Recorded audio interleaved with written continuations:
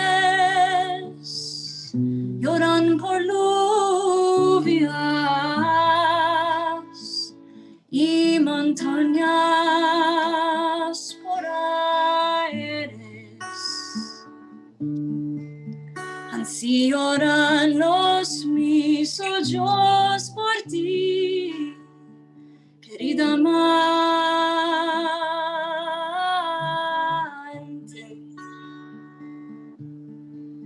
Así lloran los mis ojos por ti, querida amante.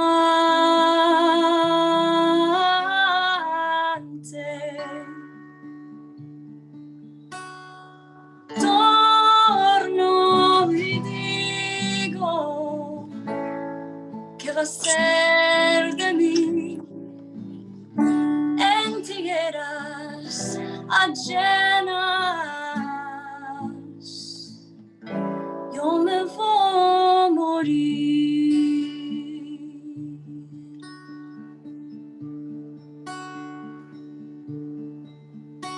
Blanca sos, blanca vistes,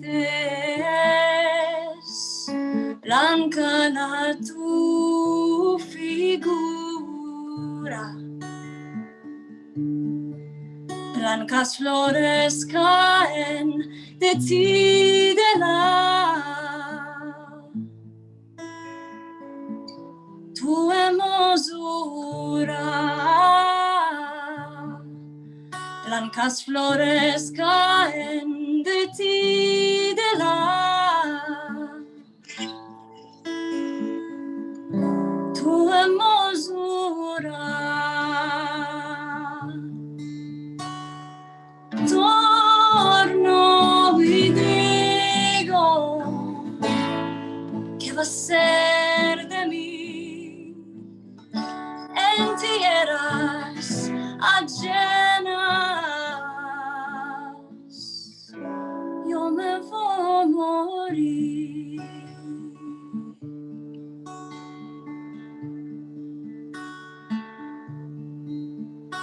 Árboles lloran por lluvias.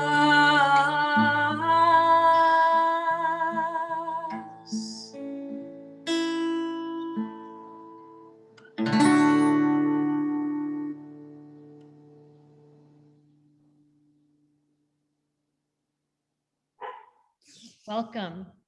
My name is Beth Keene, and I'm the CEO of Holocaust Museum LA. Thank you for joining our virtual ceremony today. I am speaking to you live from our beautiful museum, surrounded by precious artifacts that in this particular gallery tell us stories about the vibrant Jewish life that existed in Europe before the Holocaust. I think it's fitting that on this day of commemoration and reflection to stand next to the very objects that represent and honor lost Jewish communities. Our commemoration ceremony this year focuses on the Sephardic and Mizrahi victims of the Shoah, reminding us not only of the destruction of the vast Jewish community throughout Europe and North Africa, but of the beautiful tapestry of diversity that continues to thrive in spite of it. As we join the ceremony today, we listen to a song in Ladino, a language used by Sephardic Jews who settled throughout the Mediterranean after the Spanish Inquisition. Like Yiddish, Ladino is mostly lost due to the Holocaust, leaving a gaping hole in our Jewish history and culture. The Holocaust devastated and virtually destroyed centuries-old Ashkenazi and Sephardic cultures, leading to the almost complete demise of unique languages and traditions. The enormity of the Holocaust can only be realized when we understand the profound loss across the ravaged Ashkenazi, Sephardic, and Mizrahi communities at the hands of the Nazis and their collaborators.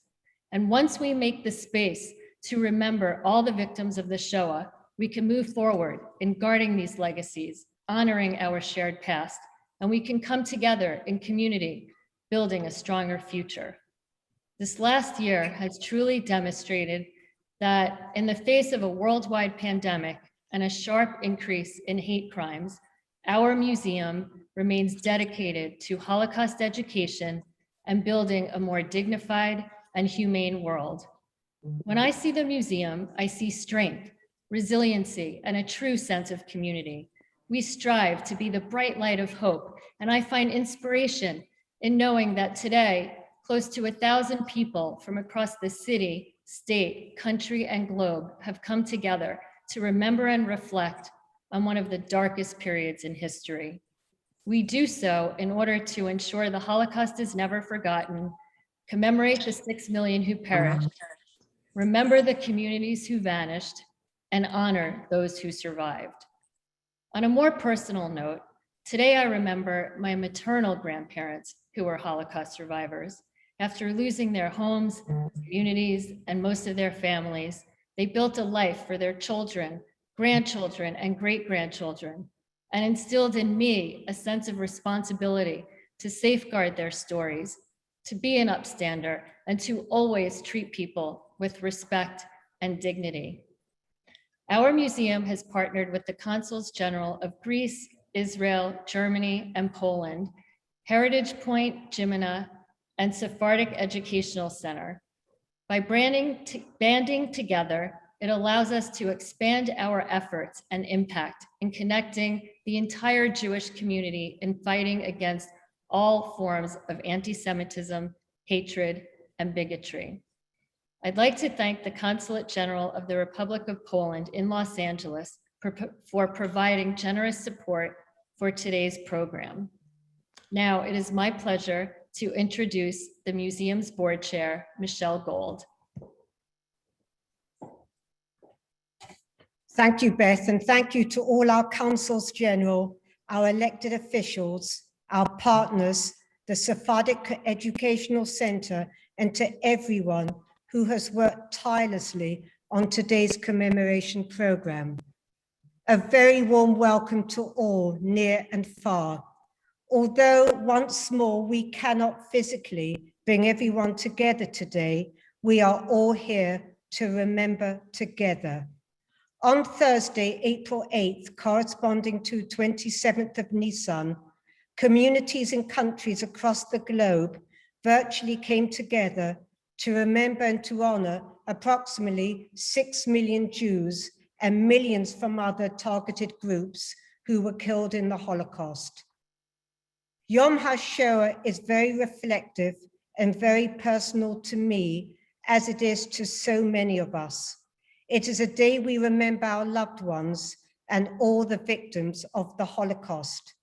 We remember together Belzec, Chelmno, Majdanek, Sobibor, Treblinka, Auschwitz-Birkenau.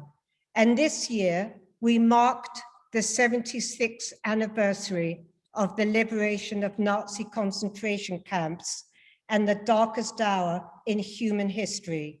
And we all say never again, and we will never forget.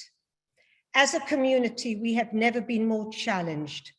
Anti-Semitism is on the rise as we witness a disturbing decline in awareness of the Holocaust.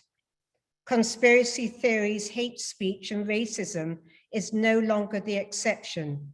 Ignorance of the past is enabling online misconceptions to thrive. Jews around the world are being targeted. It is becoming a global challenge. Our mission to commemorate the past and to educate into the future is more critical than ever before. Distortion and denial circulates at a faster rate than truth. Jews were murdered because of anti-Semitism, but anti-Semitism did not perish in the Holocaust. Our challenges make us stronger, knowledgeable, and inspire us all to continue our goal of teaching our students, our educators, and our communities the lessons of the Holocaust. We must guard against racism and discrimination in all its destructive forms and pave the way to a straight line for our future generations. Today, we reaffirm our unwavering commitment to challenge the increasing levels of denial, distortion, and misinformation, and our unwavering commitment to remain vigilant against hatred and identity-based hostility. Today and every day, we honor and thank our survivors for their extraordinary courage, for speaking out and sharing their stories, and for being the voices for the many millions who don't have a voice. It is our privilege to know them. Their strength is our footprint to the future. Holocaust Remembrance Day is not only about the past, it is about our pledge to the future.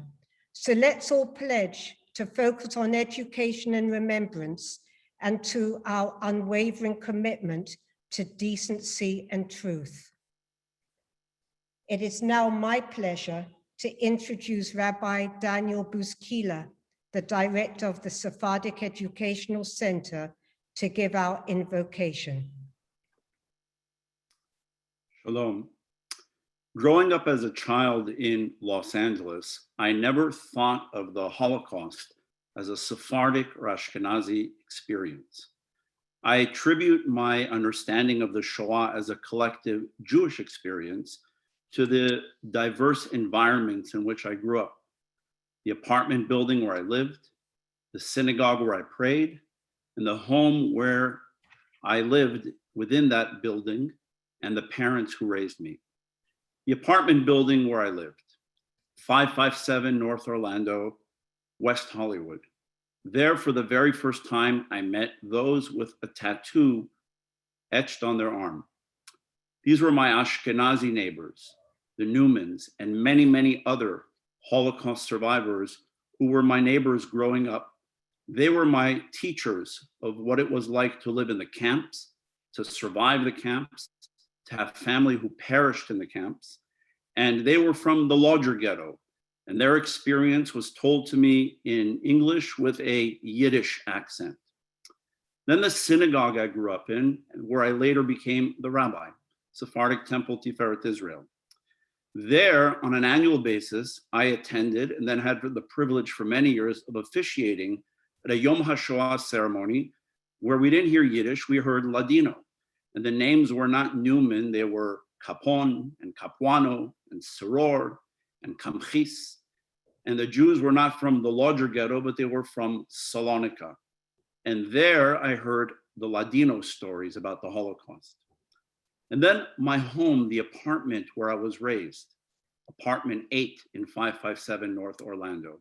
There, my parents, both North African Jews, my mother from Algeria, my father from Morocco. They told me what it was like to live under the pro-Nazi Vichy government during the Holocaust. My father remembers what it was like as a teenager being tasked with going from door to door and to take lists. They had no idea what it was for, lists of children, perhaps children that were targeted to be deported to Auschwitz. My father remembers November 8th, 1942, when the Allies landed in North Africa and liberated in Operation Torch the Jewish community. Therefore, as an adult, when I think of the Shoah, I think of it as a collective Jewish tragedy and indeed as a human tragedy. And we've gathered here today, Sephardim and Ashkenazim, Jews and non-Jews, together to consecrate the memories, the sacred memories of those who perished in the Shoah, and to celebrate the triumph of those who survived. And we thank, of course, the Holocaust Museum LA for taking this opportunity to focus on the often untold stories to the larger Jewish community of the Sephardic experience in the Holocaust. We all speak the same language. It sounds different with a different accent. So in Yiddish, we can say, Kein Melmel. In Ladino, we can say, Nun Kamas. And in English, in one unified voice, that means never again. Thank you. Thank you, Rabbi. That was so moving. I would now like to introduce Shira Busquilla, the daughter of Rabbi Busquilla. Shira, firstly, thank you for your beautiful opening. Shira is a songwriter, a singer, and an actress, and she will now sing for us the national anthem of the United States.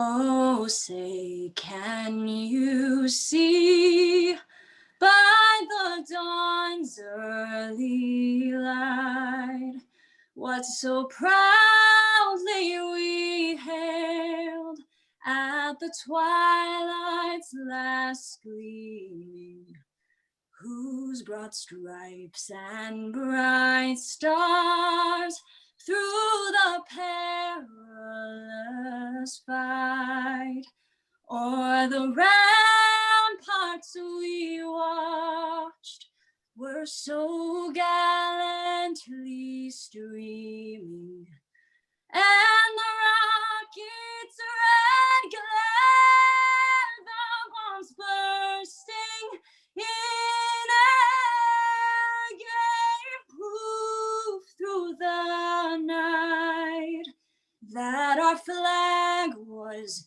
still there. Oh, say does that star-spangled banner yet wave o'er the land of the free and the home of the brave?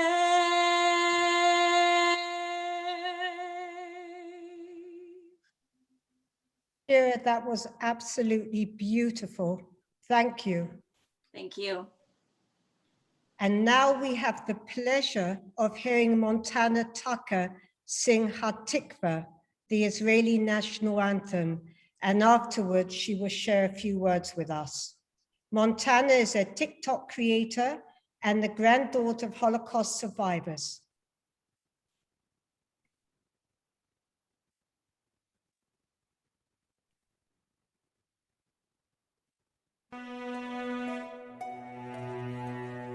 Kolor baleva pnima nefesh Yehudi homia urfatei midrash kedima ayin letzion Sophia, or lovta tikvatenu, hatikva b'shnot alpayim, livi otam hovshi be'yadenu, Eretz Zion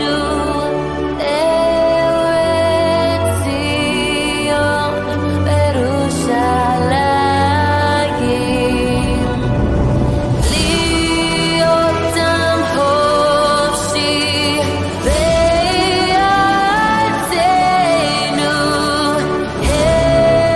Eretz Zion Yerushalayim.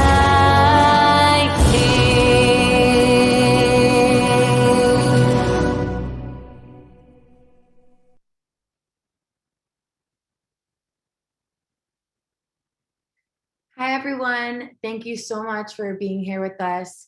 I am here honoring my grandparents, Lily and Mike Schidweir. My grandpa, Zadie, as I called him, passed away 2 years ago at 97 years old. He survived a labor camp in the Holocaust. My grandma, Lily, was a survivor of Auschwitz, and she is currently fighting Alzheimer's of over 12 years. Something that my grandparents always taught me my entire life was to never give up. And that is what both of them did their entire lives. And my grandma is still not giving up and fighting. And I hope that we all never, ever, ever forget. Thank you so much.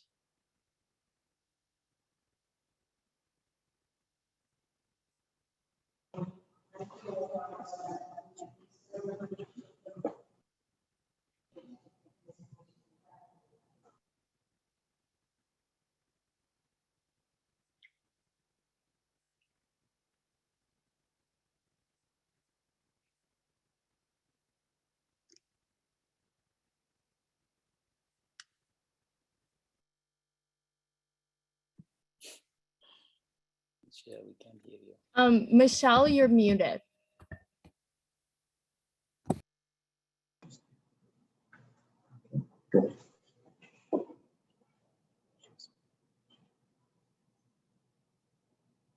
Dr. Gary Schiller, Honorary Director of Holocaust Museum LA, will now lead us in the lighting of 6 yahrzeit candles to honor the memory of the victims of the Holocaust.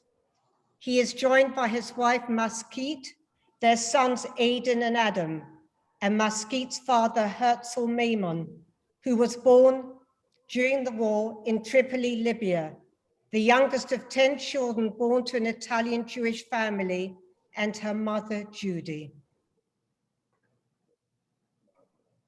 Candle lighting is a traditional component of Jewish remembrance. Today, we light 6 memorial candles in commemoration of the 6 million Jews murdered in the Holocaust. The first candle we light for the thousands of Jewish communities that existed for generations, and where today little or nothing remains but the name and the memory. Our family represents that heritage from the once vibrant Jewish communities of Vienna, Prague, Arad, and Tripoli. The second candle we light for the rescuers, the righteous among the nations, those who risked or gave their lives to save. The third candle we light in honor of the 1.5 million Jewish children who perished with their childhood innocence, never knowing a full life. The fourth candle we dedicate to the survivors, including my father, Frank Schiller, whom we lost in the last year. For Dad, the work at the museum enriched his life. The wisdom, strength, and courage of the survivors remain the pillars of our museum. The fifth candle we dedicate to the countless victims whose names we do not know, who don't have family left to light candles for them. We honor them, their spirit, and their lives. The sixth candle is for the 6 million Ashkenazi, Sephardic, and Mizrahi Jews who were murdered by the Nazi and their collaborators, lost but never forgotten to our community.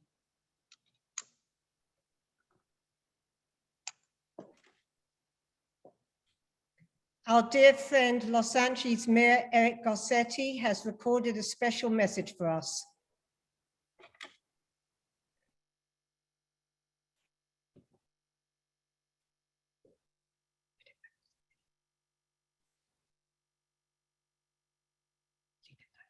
Good morning. I'm Mayor Eric Garcetti. Every year, I have the solemn honor to join this community as we mark Yom HaShoah, as we commemorate 6 million Jews murdered at the hands of the Nazis. And each year during this event, I think about the parents who lost their children, the children who lost their parents, of entire communities swept off the face of the earth in an inferno of senseless hatred.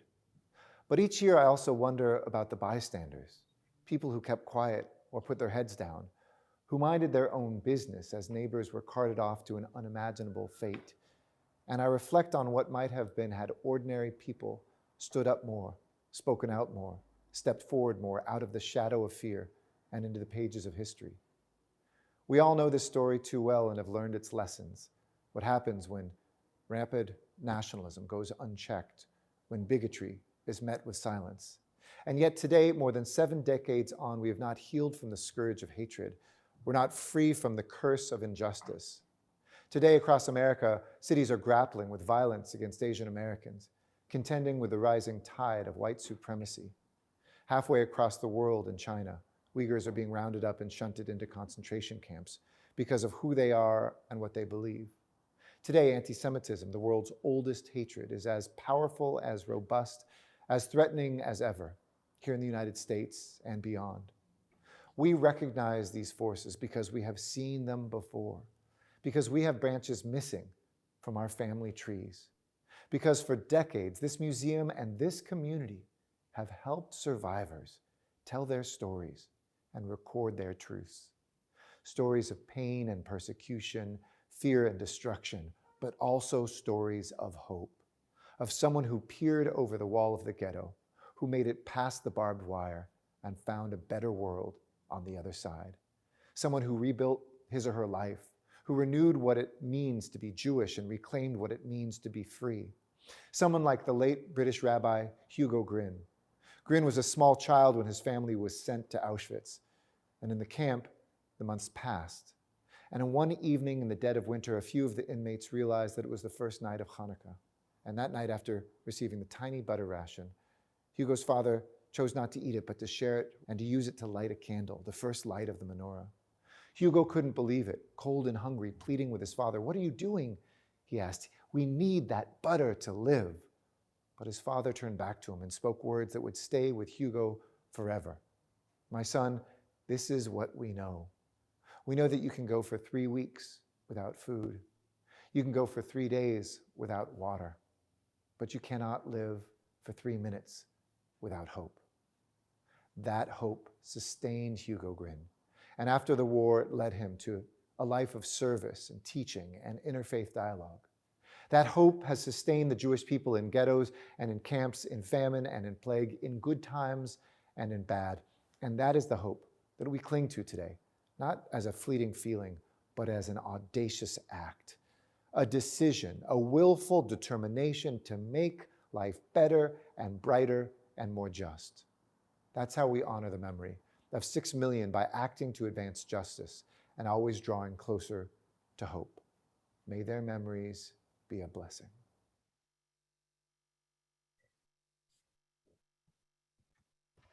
We thank our friends in the California Legislative Jewish Caucus, Assembly Member Jesse Gabriel, Caucus Chair, Senator Scott Wiener, Caucus Vice Chair, Senator Ben Allen, Assembly Member Richard Bloom, Senator Bob Hertzberg, Assembly Member Laura Friedman, and Senator Henry Stern, who recorded this message to be played for us today.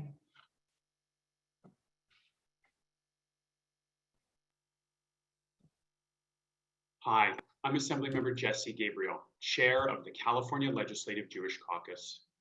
2 years ago, many of us were together in Pan Pacific Park.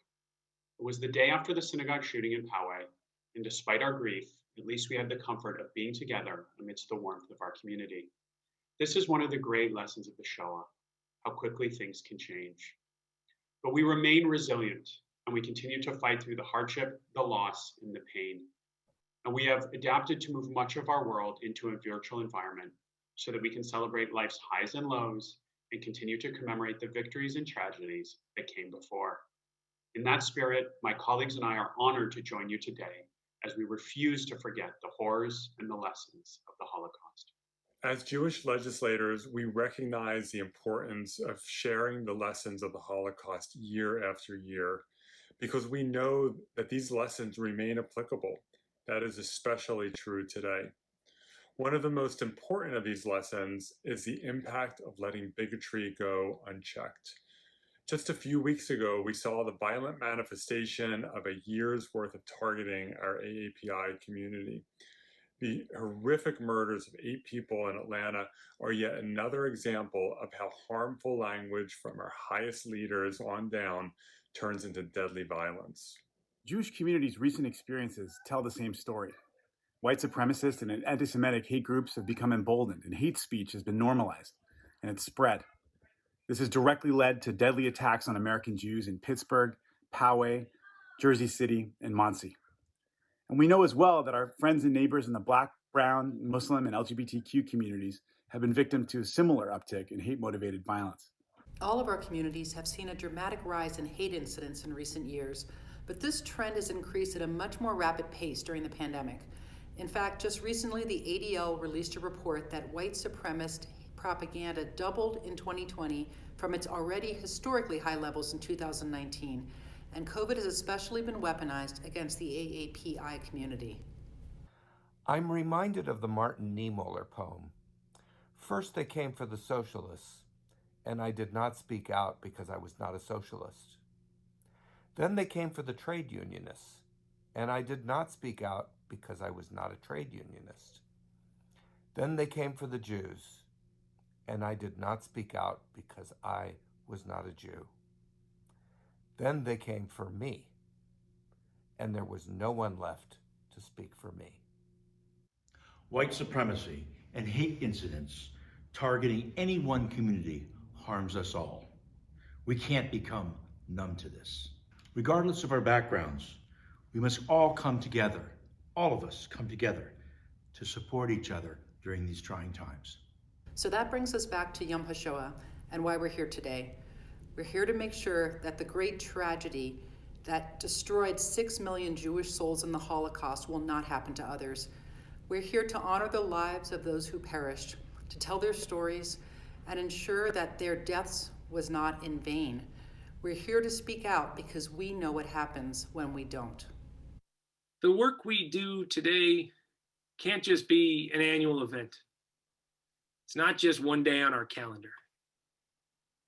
There needs to be a commitment to remember for all those we're going to lose who can no longer testify for themselves. Holocaust education is the ultimate foil to bigotry and hatred. That's why we're proud to support the Holocaust Museum's expansion, and why I've introduced legislation to strengthen our education system and utilize these kinds of facilities, utilize these resources to reinstill the memory of the past in students of today and adults, to learn these lessons so that we can deter others from repeating this hatred of the past. This year and in the years to come, we will continue our policymaking, advocacy, and relationship building to fight for the dignity and security of the Jewish community and all people everywhere. We're grateful to be doing this work with Holocaust Museum LA and all the amazing Jewish and allied institutions, leaders, and educators. Only together can we effectively say, never again. And we thank you all for your ongoing advocacy and support.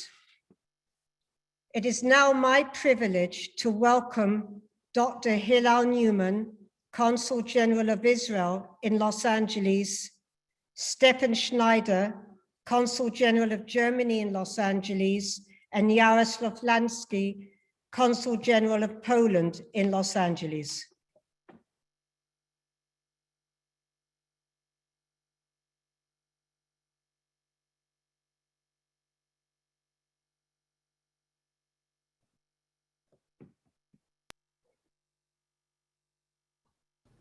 Shalom, my name is Hillel Newman, and I'm the Consul General of Israel in Los Angeles, representing the State of Israel to the Pacific Southwest. It is my honor to partake in this commemoration ceremony marking Yom HaShoah, the Day of Remembrance of the Holocaust. I'd like to open with full recognition of the Museum of the Holocaust in Los Angeles for their ongoing educational activity, which makes sure that never again is a living memory and reality. Israel as a state draws many lessons from the Holocaust. Among them, I would like to mention the top three. One, that we must take everything seriously, even rhetoric. Racist or anti-Semitic rhetoric must be taken seriously. It begins with the burning of books, but then it leads on to the burning of flesh. Secondly, that Israel needs a state. The people of Israel need a state to stand and be a safe haven for the Jews around the world. If there was a state of Israel during the Holocaust, millions would have been saved. And thirdly, that we must be self-reliant and we must defend ourselves against all threats. Friends, we're marking this year 80 years since the onset of the mass annihilation, which began with the Operation Barbarossa in June 1941. Yad Vashem has made this the central idea and central theme. During this operation, they annexed territories and millions died as a result. This also reminds us that the Holocaust is not only West Europe, but it is also the East, and it is even North Africa. The Sephardic community also suffered as a result of the Holocaust. This is important to remember because we have a false perception that only the West or only Eastern Europe suffered. I find it commendable that the Holocaust Museum of LA has taken this concept also as a central theme this year. Thank you. Good morning. We've gathered here today to commemorate the 6 million Jews who perished in the Holocaust as a result of the atrocities carried out by Nazi Germany. Yom HaShoah, Holocaust and the Heroism Remembrance Day, is inseparably linked with Poland, as its observance coincides with the anniversary of the start of the Warsaw Ghetto Uprising. An uprising like no other, as its aim was neither freedom nor the defeat of German forces, but a dignified death of fighters' own terms and of their own choosing. An uprising that broke out beneath two flags, the Jewish, white and blue, and the Polish, red and white. They both flown together on the roof of the building at 6 Moranowska Street. The focus of today's commemoration is on Sephardic Jews. It was today, 79 years ago, that Hesa Goldstein was killed during the deportation of the Jews from the Zamość ghetto. She was the sister of the well-known Yiddish writer and playwright Itzhak Leib Peretz. Both were Sephardic Jews born into a community that was established in Poland in the 16th century. As we remember Hesa Goldstein, we not only mourning her death, but also the death of all 6 million Jews murdered during the Holocaust. Yom HaShoah is also linked with Poland in another way. It was on Polish soil that the most infamous death camps were built and operated by German occupying forces. In Poland alone, Holocaust took lives of 3 million Polish Jews, 90% of the pre-war Jewish population in Poland. We shall never forget victims of the Holocaust.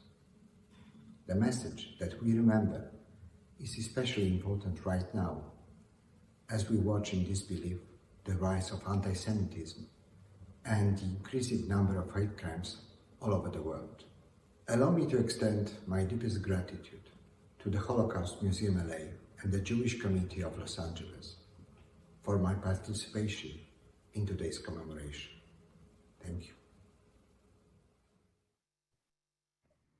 Ladies and gentlemen, the terrible and demonic abyss of the Shoah was torn open by Nazi Germany and also nearly eradicated the Sephardic communities in Southern Europe and in North Africa. Today, we honor the victims and the survivors of the Holocaust from there, together with all the victims of the Shoah. Today, we are also listening to testimonials from survivors. We are blessed by their presence and honored that they share their memories with us. I had the pleasure to meet members of the Sephardic community and their families in Izmir, Turkey, where I served as Consul General years ago. I organized a concert in the Beth Israel Synagogue in Izmir in 2011, which brought together more than 400 people. Something I will never forget, when one musician started to quote a poem by Kurt Tucholsky in German. An elderly gentleman from the audience finished it in German. I am honored to have established bonds with members of the Sephardic community in Los Angeles, and among them to have found very dear friends who were born in Turkey and even Izmir.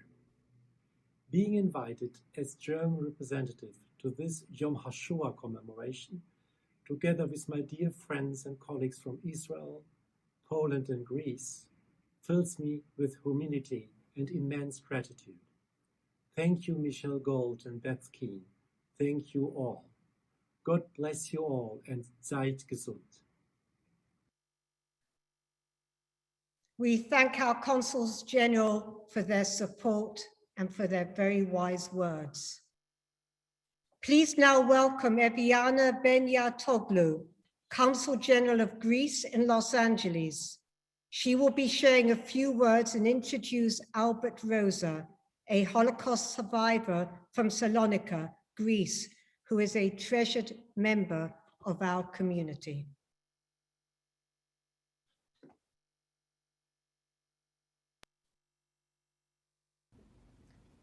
This year marks the first Greek presidency of the International Holocaust Remembrance Alliance, as concrete recognition of our country's role in the fight against anti-Semitism and the struggle to protect historical truth. Europe's oldest Jewish centers are found within Greece's national space, and the rich culture of the Romagnoti and Sephardic Jews has been deeply intertwined with our country's past. Thessaloniki, Madre de Israel, was the most important city of the Jewish diaspora for 5 centuries, and the city was deeply wounded by the Holocaust, which decimated its community. The historic past, the dynamic presence of the Greek Jewish community, as well as the academic, cultural, and political decisions and actions of recent years in Greece related to preserving the memory of the victims of the Holocaust and tackling anti-Semitism were critical parameters in the unanimous selection of Greece to hold the presidency of this international alliance. Greece honors the victims of the Shoah, the survivors of unthinkable atrocities, and the heroic, selfless contribution of all those who sheltered victims of merciless persecution by the Nazi racial madness. The memory of these crimes against humanity, and more specifically perpetrated against our fellow Greeks, our neighbors and our friends, compels us to unite together against any form of anti-Semitism. The memory of the Holocaust remains indelible and alive. We have a duty to preserve these memories as a bulwark against any form of anti-Semitism, racism, or intolerance. In remembering, we ensure that history, in its darkest moment, will not be repeated.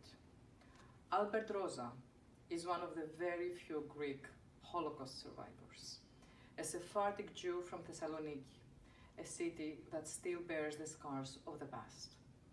A year and a half ago, I had the honor to meet Mr. Rosa during an event, and I was truly impressed by his resilience and courage. His testimony about the Nazi atrocities joins the voices of Holocaust martyrs and heroes shouting, "Never again." Thank you.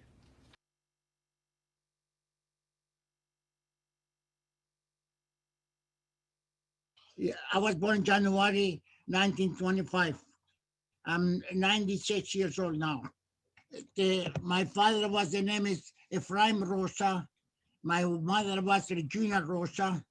And we had 8 children.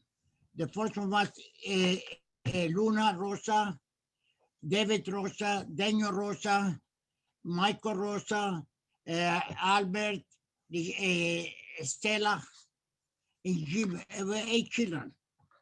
I was the youngest. My older sister was Luna. She was about 16 years older than me. She was like a second mother to me. When I was born, she used to take care of me like a second mother. For my family story, couple of thousand years, my family used to live in Israel. From there, when the Romans come, they went to Spain. The Romans were killing the Jews. We live in Spain. We live in Spain for quite a few hundred years. There was a Queen Isabella over there, and they want all the Jews to convert to Christianity. My ancestors escaped from Spain in the middle. They started killing the Jews. Anybody who was to convert to Christianity. My ancestors were religious people. They escaped from Spain. They went to live in Greece. We spoke Latino because we're from Spain. Latinos, a mixture Spanish and Hebrew. So I come from a very religious family. My father was very Orthodox Jew.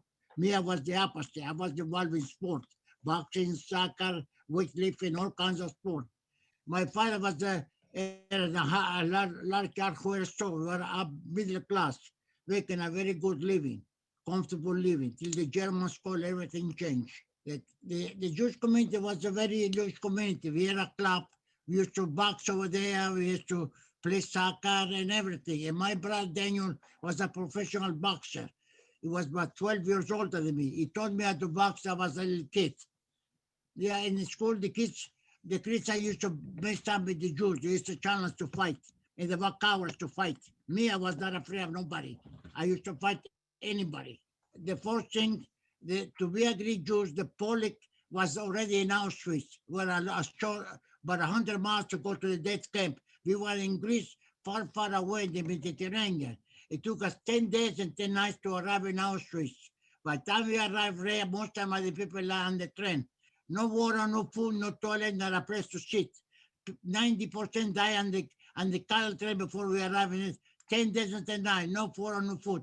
And so then we arrived there in the children were dying inside the boxcar in the arms of the mothers. They don't have to eat, no drink, no toilet. We used the boxcar for a toilet. When they arrived there, there was a selection issue. So the ones that were too young to sleep. So when I arrived there, we had a big problem. We don't keep up the weather because from where I come from, the weather seems like South California. Doesn't get very cold. We arrived in winter. In the Auschwitz was cold in winter. Over there gets below zero. We don't use that kind of weather. We were freezing to death. And the other people, the Polish Jews used to tell us, you don't speak Yiddish, you're not a Jew. Whereas the Sephardic Jew was everything against us. We don't speak Yiddish, we don't speak German, and we cannot take the weather. Three things against us. When a German called you to say, come here, we don't understand what he was saying. They used to beat us to death to kill us on the spot. Some of the Sephardic Jews did miracle hours survive. Very few survive. Most of them they die. I share that story because many people, they don't believe the Holocaust exists. They also nobody else about the Sephardic. It's only found by the Ashkenazis. Many people don't know they exist, but they exist because I was there and I saw many people get killed, die, and starving for hunger and hanging too. 6 million people got killed. Innocent people, including 70 members of my family got killed in the front of my eyes. I saw my brother hang, I saw my sister beat to death, and my cousin get shot. The world don't know what anybody, I don't know nobody to happen that the tragedy happened to the Jews, to anybody, that regardless of race or religion. So the world should know about the Sephardic Jews. We also suffer. We also have become voluntarily to speak at the museum of the Holocaust, people to know students and everybody else. The major word is to love each other. Everybody is children of God. Right? The same, everybody born in the same way.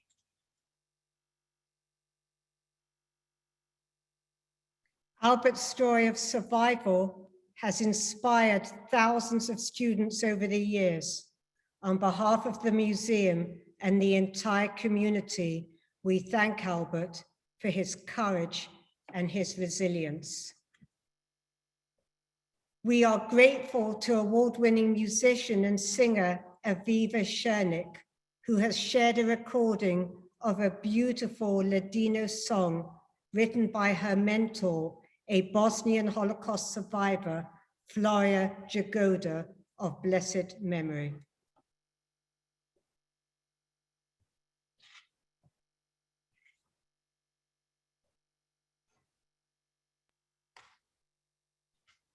Hello, my name is Aviva Chernik, and I am in Toronto, Canada. I'm honored to be with you to introduce this next moment in the ceremony. Floria Jagoda, Zichrona Livracha, of blessed memory, is known as the keeper of the flame, the mother of the Balkan Ladino tradition, in the United States as a national treasure, but to most of us, she was known as Nona Flory. Flory was my mentor, my beloved mentor, and I one of her many students.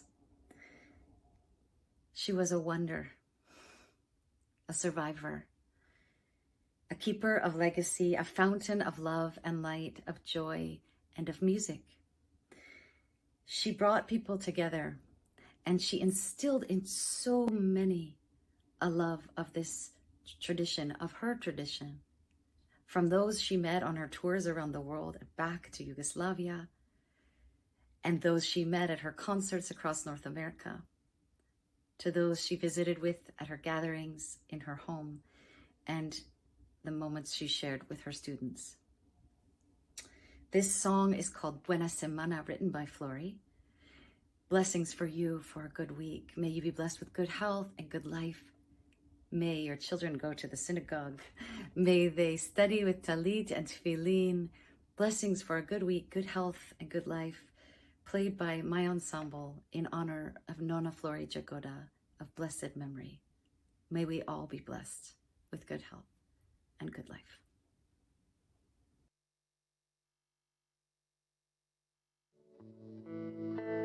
Good health, good life. Buena semana, mostel Dios. Buena semana, mostel Dios. Buena semana, mostel Dios. Salud y vida. Buena semana, mostel Dios. Salud y vida.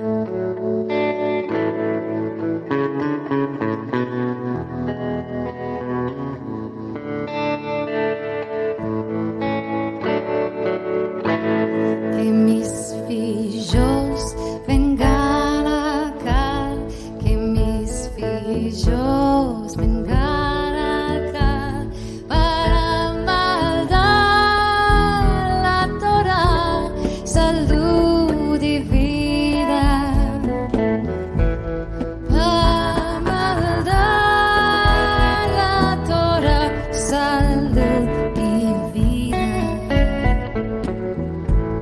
Para maldar con talesim, para maldar con talesim, para traer los tefillin, salud y vida. Para traer los tefillin, salud y vida.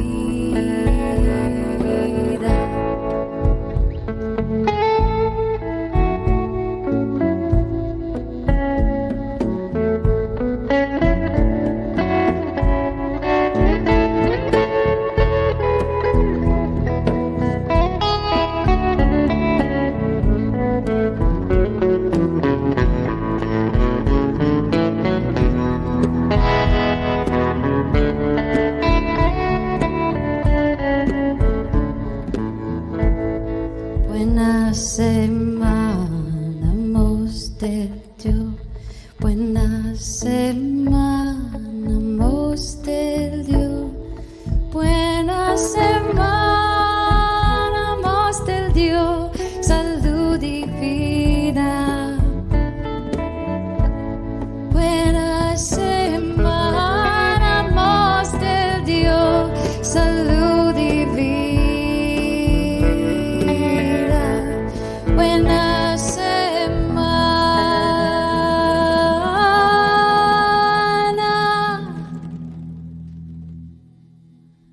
mostel Dios.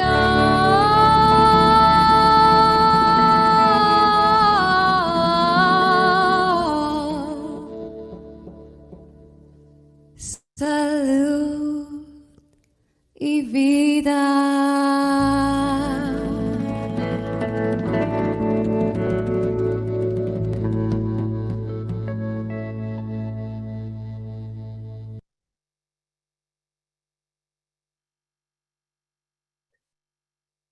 That was stunning. As Beth shared, this year, we paid tribute to the Sephardic and Mizrahi victims of the Holocaust. Communities throughout Southern Europe and North Africa were nearly eradicated and forever changed due to the brutality of the Nazis and their collaborators. Today, we're paying tribute to their experiences, and we welcome diverse voices to amplify victim stories, we honor the legacy of those who perished and stand together as one Jewish community. It is now my privilege to welcome our esteemed keynote speaker, Dr. Aomar Boum, Associate Professor and Vice Chair of Undergraduate Studies, UCLA Department of Anthropology.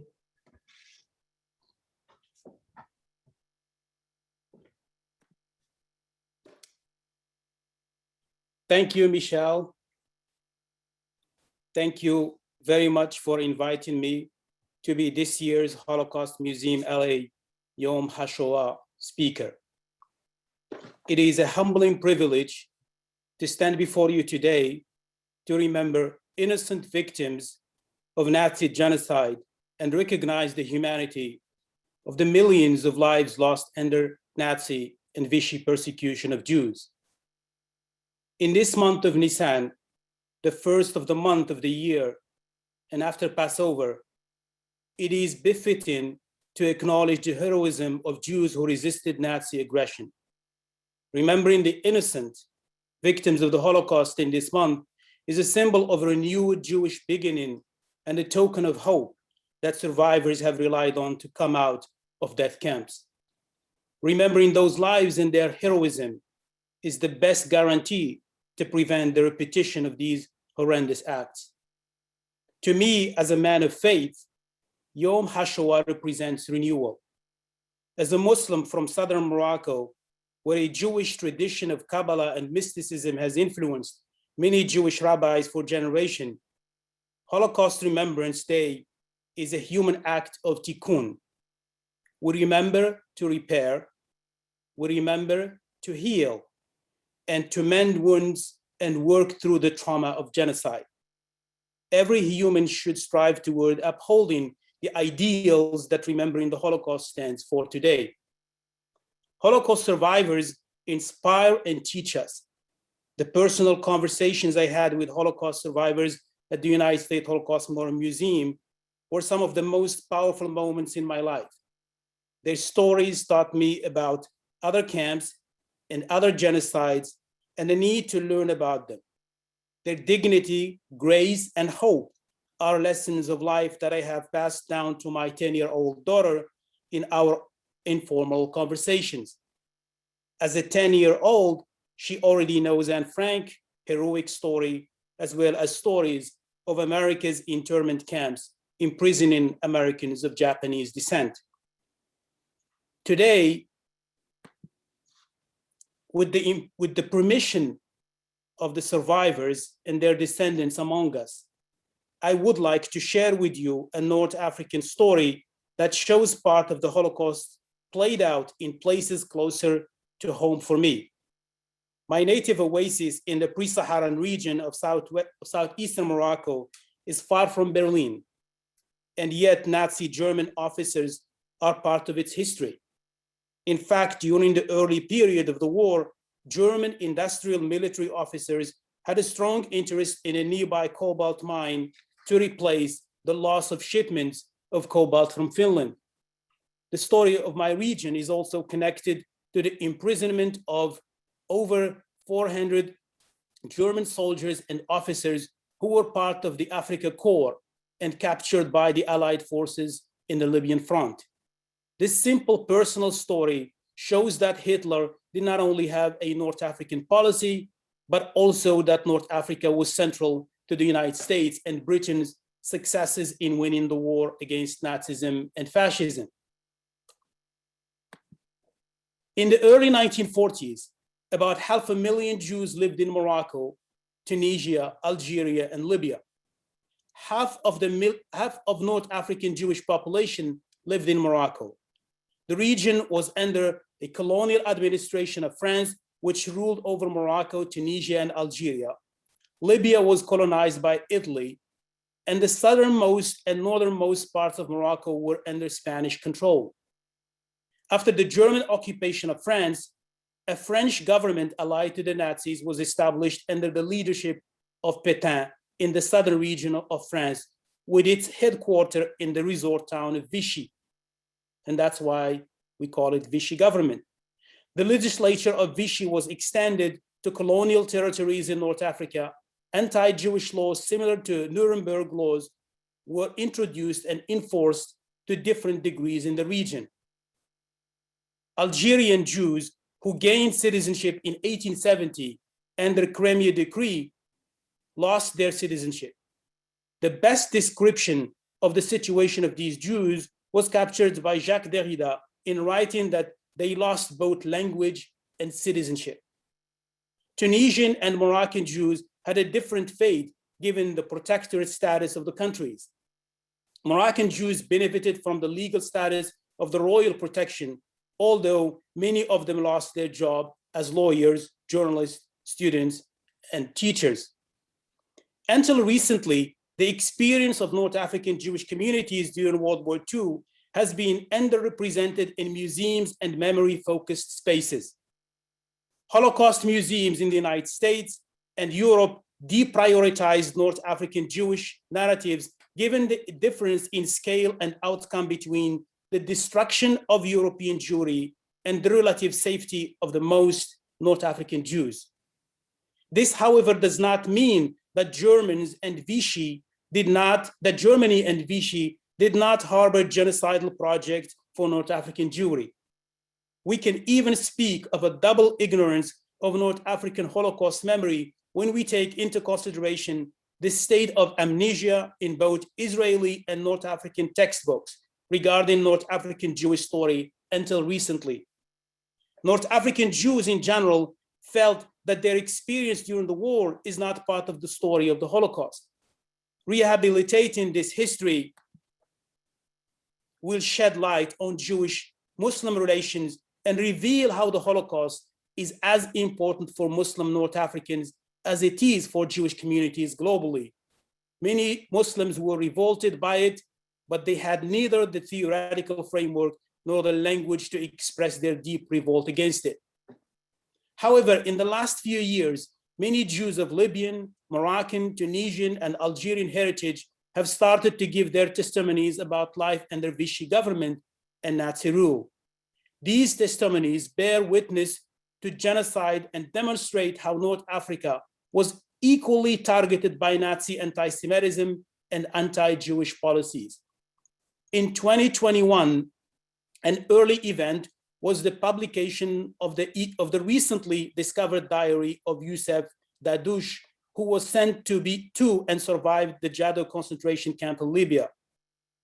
Dadouche was one of the few fortunate Libyan Jews to survive hard labor in Jado labor camp. And unlike him, many other Libyan Jews were sent to Bergen-Belsen. The deportation of Jews from Libya to Italy is but one example of the way that the Holocaust story connects Europe to North Africa.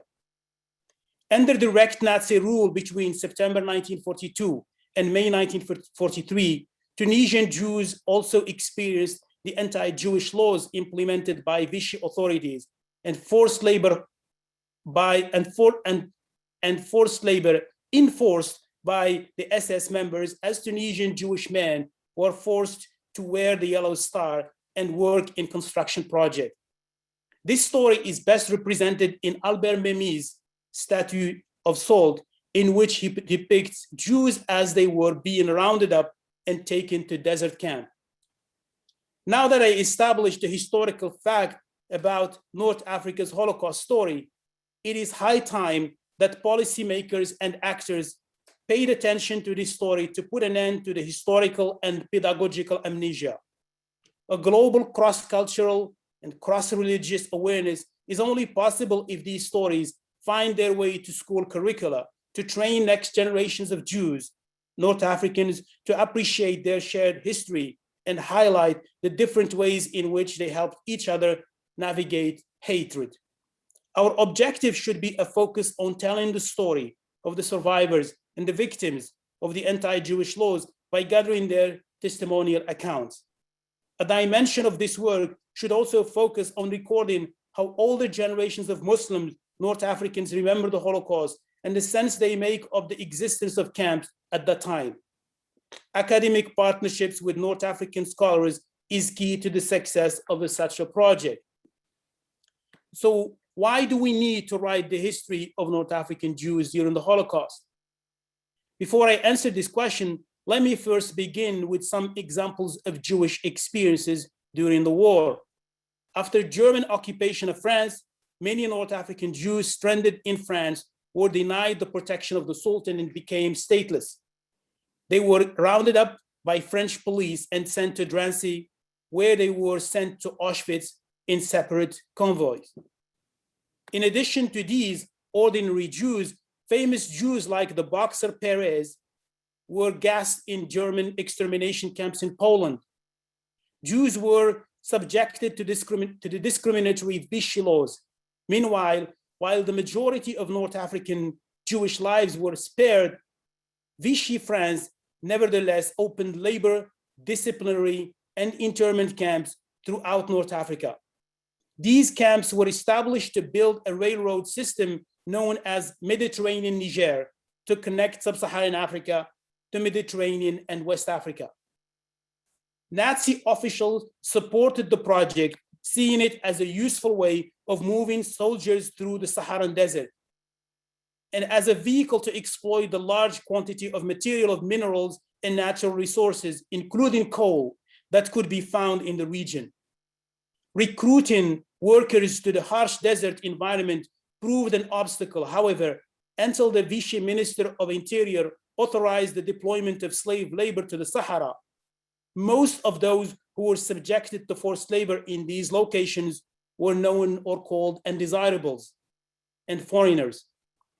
While many European Jews who escaped Nazis to Casablanca, like Esti and Sophie Freud, that you see here, were able to leave to the Americas through Portugal, many ended up in these labor and disciplinary camps, including Bernard Lecache, the president of the International League Against Anti-Semitism and Racism. There were no gas chambers in North Africa, but the anti-Jewish laws of 1940 and 1941 affected the Jewish communities in different ways. Jews were expelled from the military, with the exception of a few number of World War I veterans, from public administration, from civil service, and the teaching profession. Jewish women and men were also barred from working in the media. A quota was imposed upon Jewish doctors, architects, lawyers, and notaries, limiting the number of Jews in each profession to 2% of the whole. Further restrictions barred Jews from engaging in finance or the extension of credit, which in turn prevented many from owning businesses. The Vichy authorities embarked upon the Aryanization of Jewish property under the Office of Economic Aryanization. In July 1941, new legislation authorized the confiscation of Jewish property. With the implementation of these and other anti-Semitic decrees, Jews were pushed to the margins of North African society.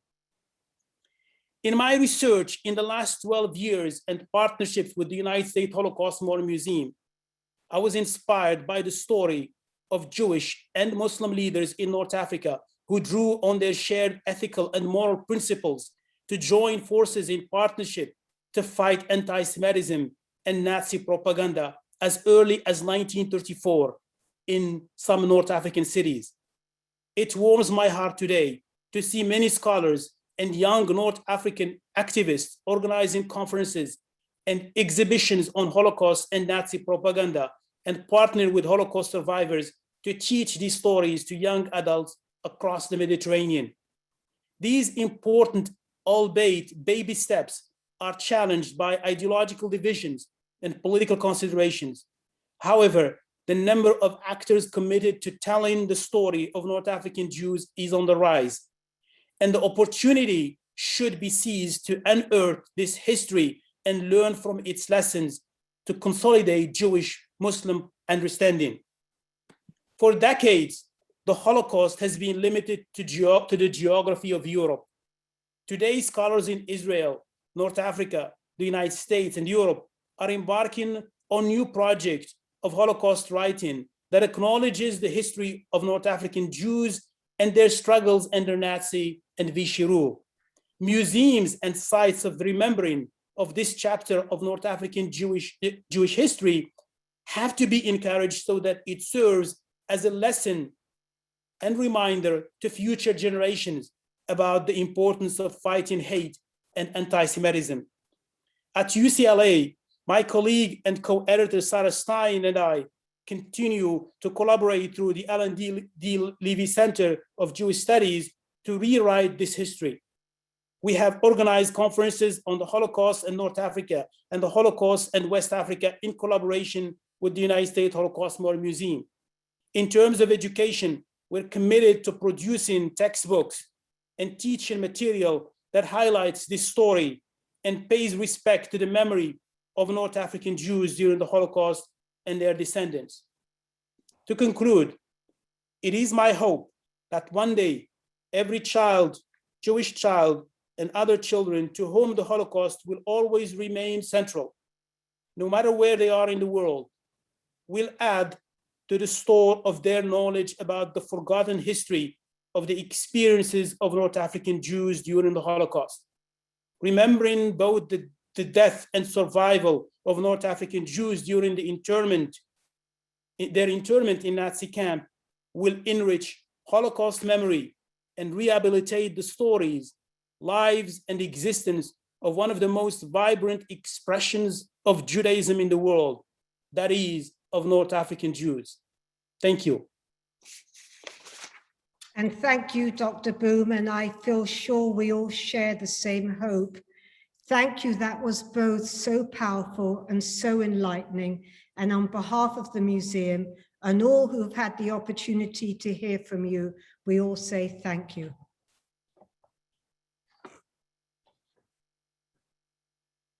Please join us now as we remember our beloved survivors who passed away in the last year.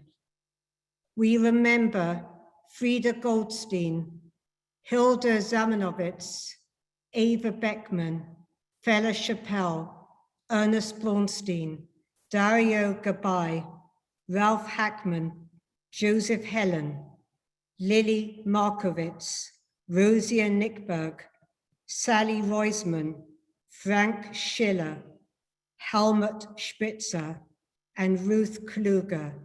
May their memory be a blessing.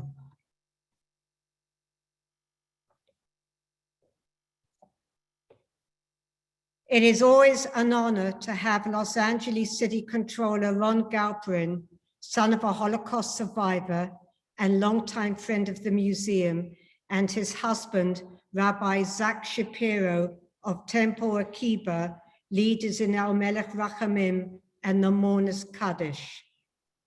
For those of you that wish to stand, please rise now. Good afternoon, and it's really an honor to be with all of you today and to be representing the city of Los Angeles on this sacred day of remembrance. Thank you so much to the Holocaust Museum, LA, and to all of its leadership for carrying on this tradition in the virtual realm. I'm joined by my husband, Rabbi Zachary Shapiro of Temple Akiba in Culver City, who you'll be hearing from in a moment, for this Yom HaShoah veHagvura, because we remember that it's not just Yom HaShoah, it is Yom HaShoah veHagvura, a day where we remember the horrors, the victims, the survivors, but also the bravery. And we honor the remnant of those survivors who are blessedly still with us. And particularly this year, honor the victims of survivors of our Sephardic and our Mizrahi communities. As the son and grandson of survivors, and now unfortunately no longer with us, it is particularly and personally meaningful for me to be here. I remember all these years past coming to Pan Pacific Park with my father, who was a survivor from Romania. He passed away nearly 4 years ago, and in just 10 days would have been his 100th birthday. The lessons of the Shoah grow only more important each year with the time and events of the world as we continue to see what happens with humanity, where unfortunately anti-Semitism still exists and thrives, where we have all sorts of hatreds, ethnic, religious, racial, based on national origin against the LGBTQ plus community, persons with disabilities, women, and unfortunately others. So it's our task to speak, to act, to relieve suffering, to repair the world. L'dor vador, from generation to generation, it's our task to carry forward traditions. And I'm going to share with you a tradition that I learned from my father, who was a rabbi. My great-grandfather was one, my great-grandfather, and I did not pursue the path of being a rabbi, although go figure, I married one. Never thought I would end up marrying one with so many in the family. But what I learned from my father, from my grandfather, was the tradition of the El Maleh Rachamim. And I am going to share it with you. El Maleh Rachamim, Shochein Bamromim, Ametzei Menucha, Menucha Nechona, Tachat Kanfei Ashchina, Bemalot Kedoshim Utehorim, Kezohar Rakia, Mazirim,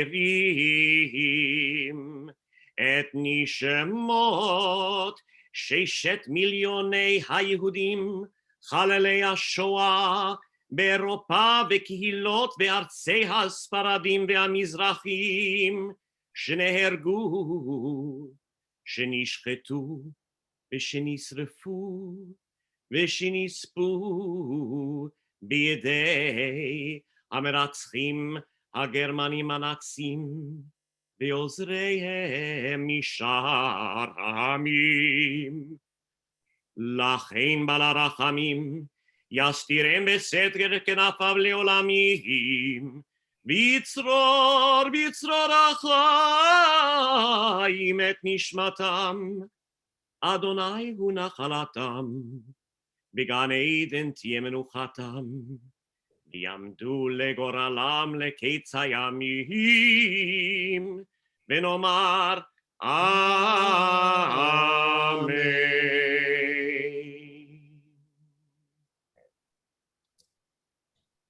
As we prepare for Kaddish Yatom, the mourner's Kaddish, we offer a beautiful poem by Chana Senesh. Chana was born in Hungary in 1921 and was about 18 years old when she came to Israel. She served in what was known as the Haganah, and she was a paratrooper. She went into Hungary to help those Jews who were suffering under Nazi persecution by fighting back. But she was imprisoned and thrown into jail and tortured by her tormentors. Chana was known for incredible poetry, and even from the depths, she was able to write about light and beauty. She wrote, Yesh kochavim she'oram magia arza. There are stars up above, so far away we only see their light long, long after the star itself is gone. And so it is with people that we loved. Their memories keep shining ever brightly, though their times with us is done. But the stars that light up the darkest night, these are the lights that guide us. As we live our days, these are the ways we remember.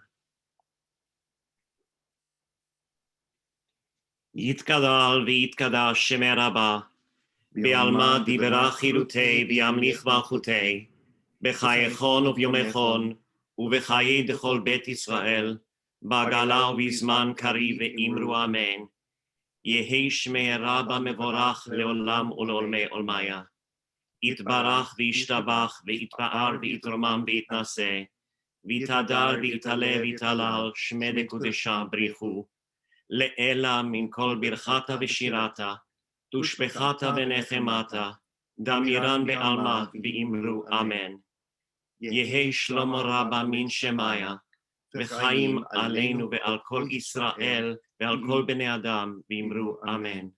עושה שלום במרומיו, hu ya'aseh shalom, aleinu ve'al kol Yisrael, ve'imru amen. Thank you so very much for the opportunity to come together. And thank you so much to the museum and to everybody who's on this call.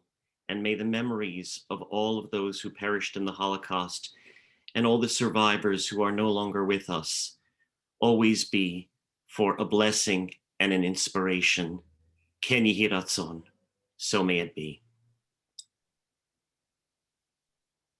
And thank you both for being part of our program. It is very, very meaningful for us all to have you both with us. We thank you.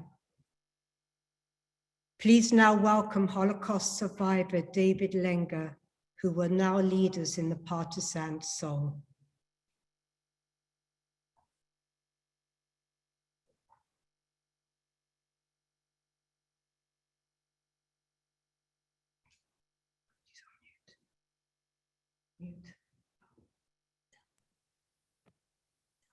David, you're muted.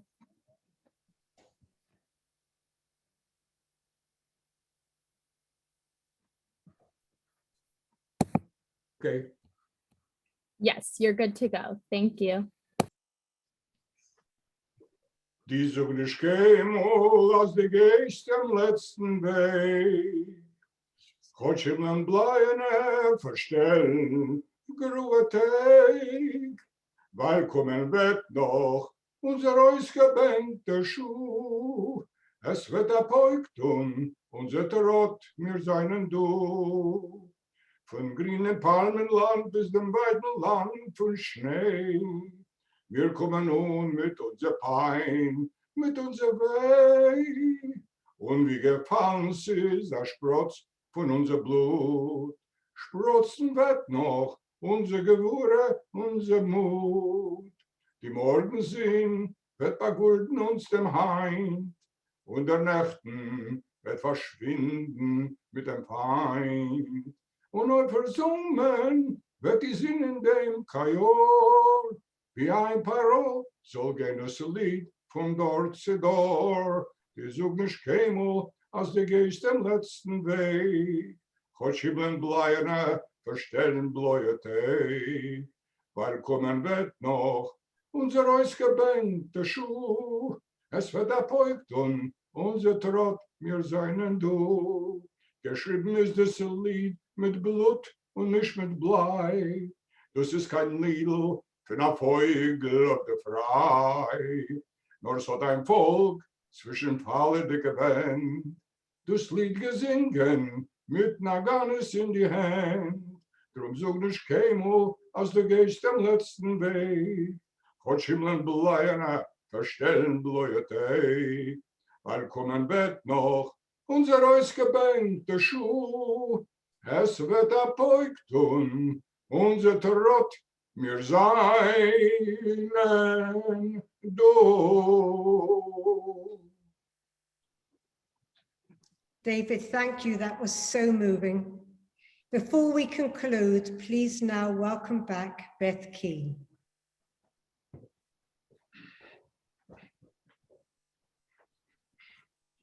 Thank you, David Lenga. I can't think of a better way to close our ceremony today. During these uncertain times, we get hope and inspiration from our survivors. And after hearing Albert and David, it is easy to see why. Thank you to all of our participants for making today's ceremony so special and meaningful. And thank you to everyone who joined us from across the globe. We are stronger when we stay together as a community. Please join Holocaust Museum LA in our pledge to make never again a reality. Please stay healthy and safe, and we hope to see you soon. And next year in person in Pan Pacific Park. Thank you. Allebai.